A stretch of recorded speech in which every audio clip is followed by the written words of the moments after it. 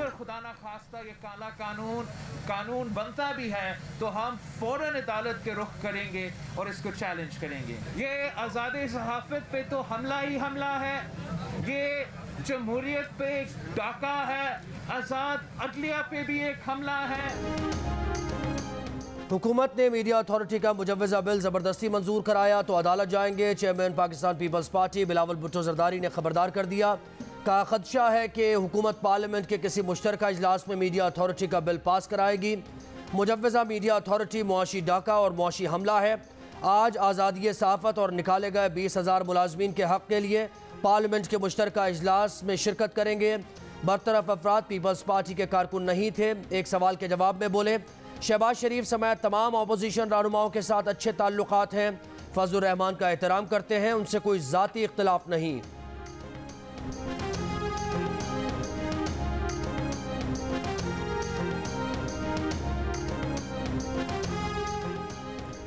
रमीज राजा PCB के नए chairman मुंतखब। अपनी पहली प्रेस कॉन्फ्रेंस में वर्ल्ड कप के लिए मैथ्यू हेडन और वॉरेन फ्लैंडर्स को पाकिस्तान क्रिकेट टीम के लिए कोच बनाने का ऐलान। कहा, वर्ल्ड कप के लिए मुंतखब टीम को सपोर्ट करते हैं, चाहते हैं टीम को तरजीह और चेयरमैन को कम प्रोजेक्शन मिले। हफ्ता 10 दिन में अच्छी खबरें मिलेंगी। गवर्निंग बोर्ड में ग्रेट माइंड्स हैं, अच्छी तजावीज़ दे सकते हैं। रमीज राजा पीसीबी के चेयरमैन बनने वाले चौथे क्रिकेटर हैं।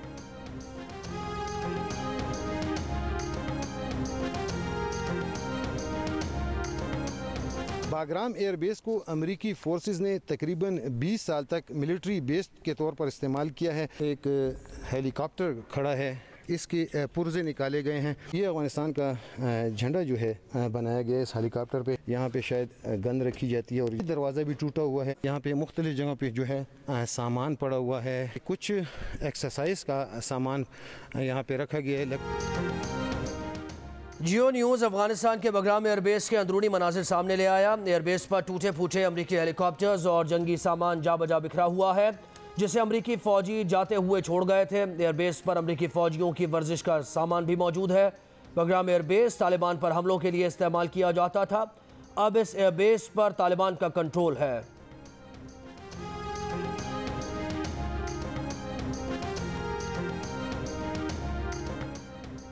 कैंटोनमेंट बोर्ड इंतखाबात में मुल्क भर में पीटीआई नून लीग से बहुत कम फर्क से जीत गई। पंजाब में नून लीग ने मैदान मार लिया, पीटीआई लंबे मार्जिन से पीछे, और पीपल्स पार्टी पंजाब में खातिर खा कारकर्दगी नहीं दिखा सकी। सिंध में पीपल्स पार्टी और तहरीक इंसाफ बराबर। खैबर पख्तूनख्वा में तहरीक इंसाफ ने सबसे ज्यादा 18 नशिस्तें जीती। पंजाब और बलोचिस्तान में पीपल्स पार्टी का कोई उम्मीदवार कामयाब न हुआ। नून लीग बलोचिस्तान में कोई सीट न जीत सकी।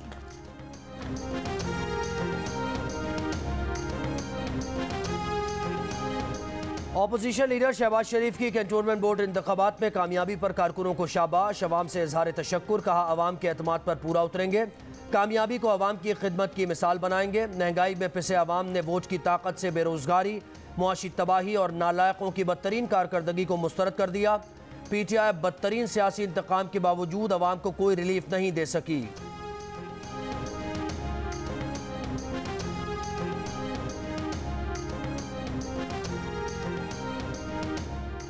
वफाकी वज़ीर इत्तलात फवाद चौधरी ने कहा है, पीटीआई वाहिद वफाकी जमात के तौर पर सामने आई, जिसका असल मुकाबला आज़ाद उम्मीदवारों से हुआ।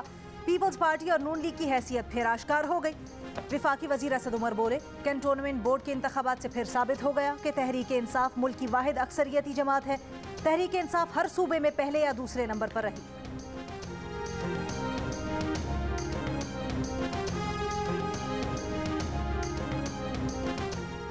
सिंध के वजीर इत्तलात और मेहनत सईद गनी कहते हैं, कराची में पीपल्स पार्टी की कारकर्दगी बेहतर रही। पीपल्स पार्टी ने कैंटोनमेंट बोर्ड बल्दियाती इंतखाबात में 22,000 से जायद वोट लिए।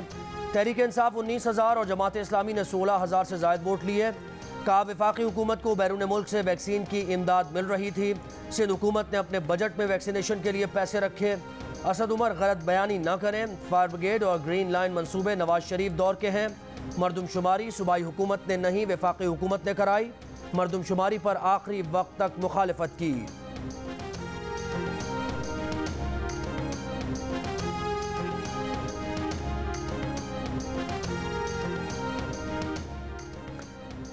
पंजाब में कोरोना मुस्बत केसेस में कमी नहीं हो सकी। लाहौर में मुस्बत केसेस की शरह 12% रिकॉर्ड की गई।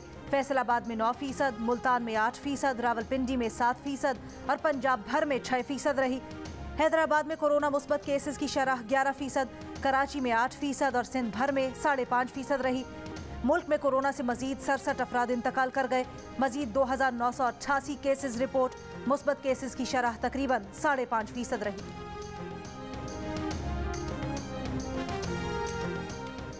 पाकिस्तान में अभी वो वक्त नहीं आया कि मास्क उतारने का कहा जाए। माविन खुसूसी बराए सेहत डॉक्टर फैसल सुल्तान का इस्लामाबाद में आलमी इदारा बराए सेहत की मास्क पहनने की आगाही मुहिम से खिताब। कहा अगर हम वैक्सीनेशन लगवाएं और समाजी फासला रखें तो वबा में कमी आ सकती है। पेशावर के अस्पतालों में 15 से 18 साल तक उम्र के अफराद की कोरोना वैक्सीनेशन का आगाज़। लेडी रेडिंग अस्पताल में कोरोना मरीजों की तादाद बढ़ने पर OPD सर्विस महदूद कर दी गई। तर्जुमान के मुताबिक इमरजेंसी हर तरह के मरीजों के लिए खुली है।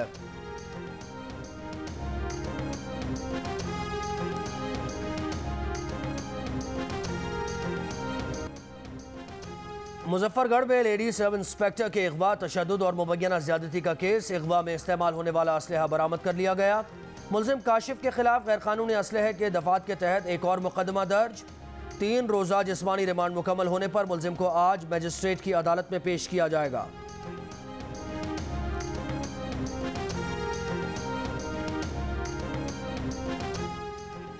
जहांगीर तरीन ग्रुप के MPA खुरम लगारी के खिलाफ खातून को हरासा करने और ब्लैकमेलिंग करने का केस। खातून का अदालत में खुरम लगारी को माफ़ करने का बयान। अदालत में कहा सुलह हो गई है, खुरम लगारी की जमानत पर कोई एतराज़ नहीं, केस की मजीद पैरवी नहीं करना चाहती। अदालत ने खुरम लगारी की अबूरी जमानत की तौसीक कर दी।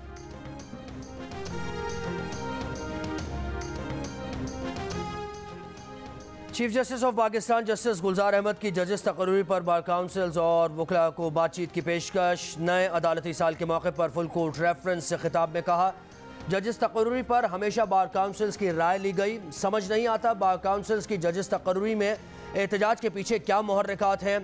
बार काउंसिल्स और वकला के लिए अब भी उनके दरवाजे खुले हैं। अटॉर्नी जनरल ने कहा हड़ताल मजदूरों का हथियार था जो नाइंसाफियों के खिलाफ इस्तेमाल होता था। अब हड़ताल को ज़ाती मकासद के लिए इस्तेमाल किया जा रहा है। आला अदलिया में खातून जज की कमी आधी आबादी को नुमाइंदगी से महरूम रखेगी।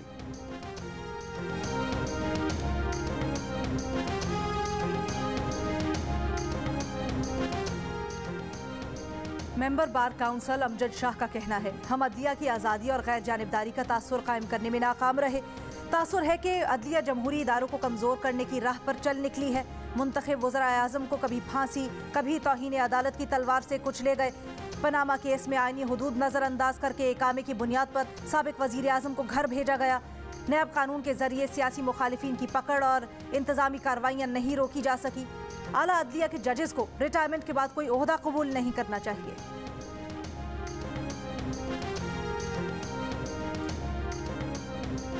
पार्लियामेंट का मुश्तरका इजलास आज दोपहर 4 बजे पार्लियामेंट हाउस में होगा। सदर मुमलिकत डॉक्टर आरिफ अलवी खिताब करेंगे। इजलास में शिरकत के लिए मुसल्लह अफवाज के सरबराहान, गैर मुल्की सफ़ीरों, 4 गवर्नर्स, वज़राए आला समेत सदर और वज़ीर आज़म आज़ाद कश्मीर को भी दावतनामे जारी।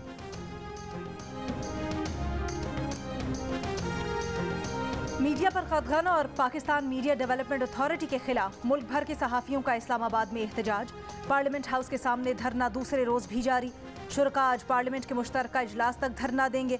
मुख्तलिफ सियासी जमातों के रहनुमाओं, सिविल सोसाइटी के नुमाइंदों का धरने के शुरका से इजहार यकजहती।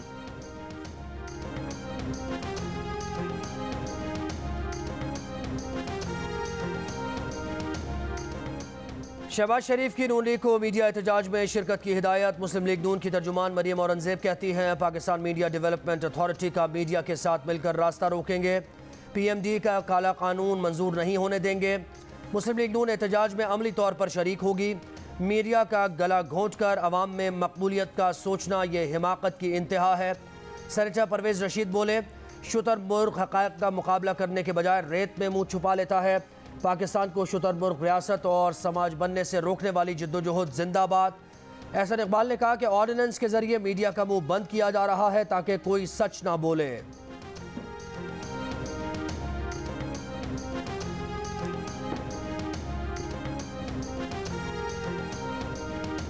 धरना होगा, धरना होगा, धरना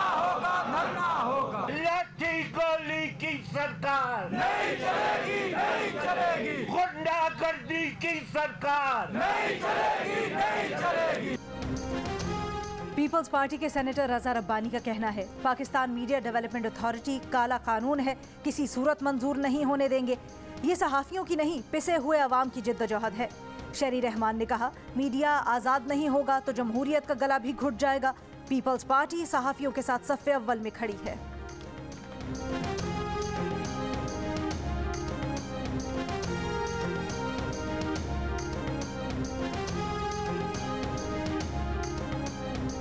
अवामी नेशनल पार्टी के जाहिद खान कहते हैं, पाकिस्तान मीडिया डेवलपमेंट अथॉरिटी का मुजव्वज़ा बिल किसी एक तंजीम और तबके का नहीं, सबका मसला है। सहाफ़ियों के साथ हैं और साथ रहेंगे। जमात इस्लामी की आयशा सैयद ने सहाफ़ियों के धरने से खिताब में कहा, पैमरा की मौजूदगी में ये अथॉरिटी लाने की क्या ज़रूरत है। वज़ीर आज़म और फवाद चौधरी मज़ीद इदारे बनाने के बजाय मौजूदा इदारों को मजबूत करें। मारूफ अदाकार और कॉमेडियन उमर शरीफ की हालत बदस्तूर खराब। बेटे जवाद उमर का कहना है, वालिद की तबीयत में बेहतरी नहीं आ रही। डॉक्टर्स के मुताबिक दिल का मरज बहुत ज़्यादा बिगड़ गया है। अमेरिका ना भेजा गया तो ओपन हार्ट सर्जरी की तरफ जाना होगा। उमर शरीफ चंद मिनट होश में आने पर भी किसी को नहीं पहचान रहे। कौम से सेहतयाबी के लिए दुआ की अपील।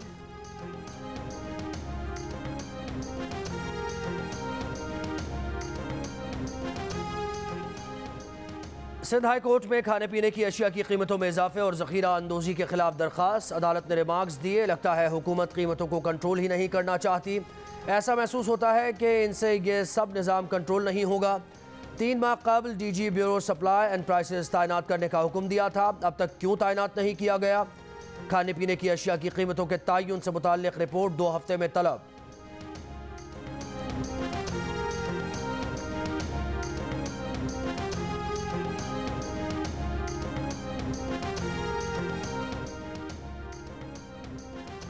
कराची में गर्मी और हब्स, 36 डिग्री की गर्मी 41 डिग्री की महसूस होने लगी। गर्मी की शिद्दत आइंदा 3 से 4 रोज बरकरार रहने का इम्कान। महकमा मौसमियात के मुताबिक आइंदा 3 से 4 रोज में दर्जा हरारत 38 से 40 डिग्री को छू सकता है। 18 सितंबर के बाद बारिशों का इम्कान है।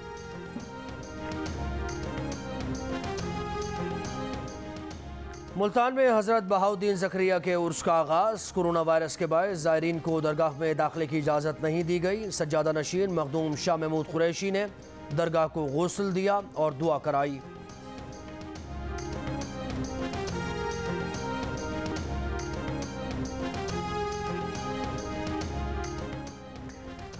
राका पोशी पर फंसे 3 को पैमाओं की तलाश के लिए रेस्क्यू ऑपरेशन जारी।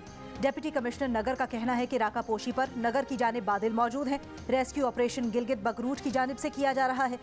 एक पाकिस्तानी और जमहूरिया चेक के 2 को पैमा 3 रोज से राका पोशी पर फंसे हैं।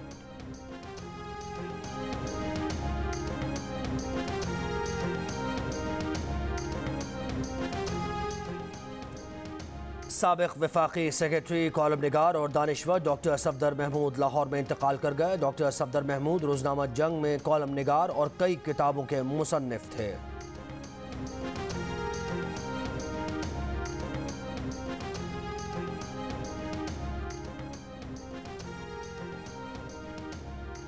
मशहूर ब्रॉडकास्टर और कॉलम निगार अजीम सरवर की नमाज जनाजा कराची के इलाके गुलशन इकबाल में अदा कर दी गई। 78 साल अजीम सरवर गुज़श्ता रोज़ कराची में इंतकाल कर गए थे। उन्होंने रेडियो पाकिस्तान के लिए लातादाद हर दिल अजीज़ प्रोग्राम्स की मेज़बानी की।